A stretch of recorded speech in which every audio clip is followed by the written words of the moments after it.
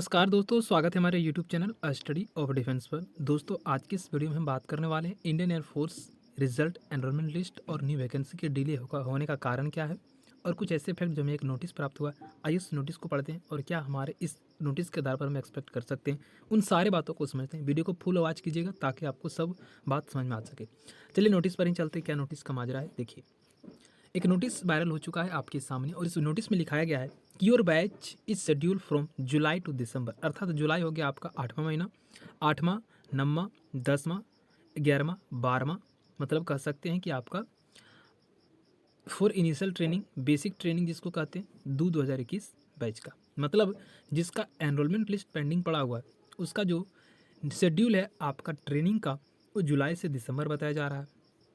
फिर नीचे आते तो कहता है कि there is no 4 month training pattern schedule for this two pending recruitments, आपका जो दो वो पेंडिंग रिक्रूटमेंट्स है, अर्थात 2021 बैच और जिसका एग्जामिनेशन हुआ था 12 से 18 जुलाई, अर्थात 2022 बैच, इस दोनों का जो पेंडिंग पड़ा हुआ है, दोनों जो है वो आपका शेड्यूल किया गया है। नो 4 मंथ, आपने सुना होगा बहुत सारे सोशल मीडिया के आधार पर कि 4 मंथ का बेसिक ट्रेनिंग हो गया है, 6 से 4 मंथ हो गया, ऐसा सुनने को आपको आया होगा, बिल्कुल आपने देखा होगा, है ना।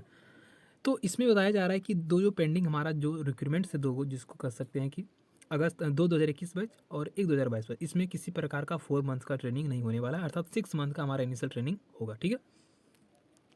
उसके बाद नीचे लिखा हुआ कि फर्दर बैच एक 2022 will be also schedule for 6 month, वही हुआ मतलब 6 मंथ ये भी आपका ट्रेनिंग होगा। अगला इसमें बताया जा रहा है कि there will be major changes related to exam training pattern for the upcoming XY group intakes. There will be major changes, क्या बहुत बड़े बदलाव हो सकते हैं आपके एग्जामिनेशंस में, आपके ट्रेनिंग पैटर्न में। कब? जब आने वाला न्यू इंटेक्स होगा, अर्थात एक 2023 हो गया, फिर आपका 2023 हो गया, एक 2024 हो गया, 2024, इस प्रकार के जो बैचेज निकाले जाएंगे सीएसपी के द्वारा, अर्थात तो उसमें क्या होगा, आपका कुछ मेजर चेंजेस आपको मिलने की संभावना बताई जा रही है। फिर कहा था कि there is no exact date has been fixed for the publishing your list and result, but it will not be before March, April, May.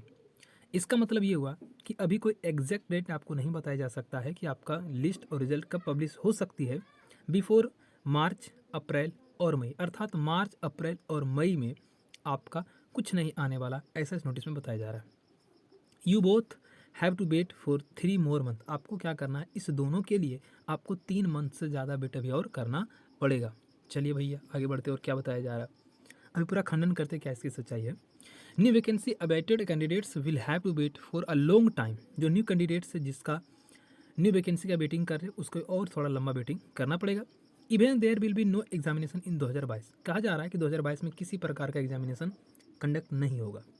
In the last year, मतलब 2022 के लास्ट में, जिसको कह सकते हैं दिसंबर नवंबर में, सी न्यू नोटिफिकेशंस, क्या नया नोटिफिकेशन आपको देखने को मिलेगा for upcoming intake with major changes, जो आपका न्यू इंटेक आएगा उसमें भी मेजर चेंजेस के साथ और विदाउट एनी एज रिलैक्सेशन, इसमें किसी प्रकार का आपको छूट नहीं मिलेगा। So my suggestion for these candidates, they must prepare for the other examination, तो हम कहता है कि हम सजेशन देते कैंडिडेट्स को कि आप अदर प्रिपरेशंस करें, अदर एग्जामिनेशंस का।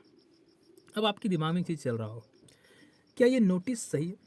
हमारे हिसाब से इसको कह सकते हैं 50/50, क्या 50/50 कह सकते हैं सही है। अब सही कहाँ है?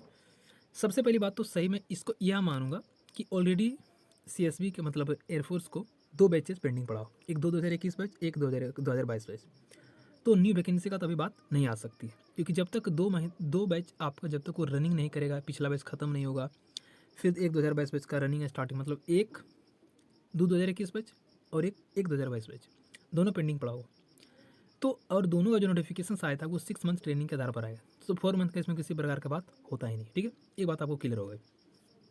इसमें जो नीचे लिखा गया है कि बिफोर मार्च, अप्रैल और मई, इसमें नहीं आ सकते, आपका कुछ भी नहीं आ सकता है फॉर 3 मंथ आगे तक भी, मतलब 3 मंथ से ज़्यादा तक कुछ नहीं आ सकता। अब मान लीजिए भी मार्च चल रहा है, मार्च, अप्रैल, मई, है ना, जून, इट में बी पॉसिबल। यहाँ ऊपर देखिएगा तो कह रहा है कि शेड्यूल किया गया जुलाई से दिसंबर, तो जून में आपका क्या आ सकती है, 2021 बैच का कह सकते एक तरफ से क्या आपका आ सकता है वो enrolment list, but not sure.